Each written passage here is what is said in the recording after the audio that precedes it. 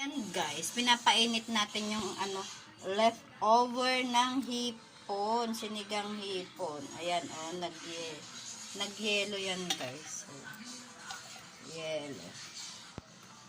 Papainit natin. Ayan nabuo. Ang sinigang naging ice.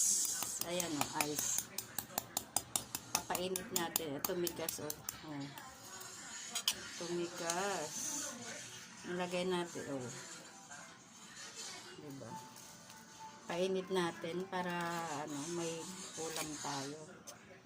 Ang leftover ng sinigang na sugpo. Diba? Naging ice hipon. Naging ice.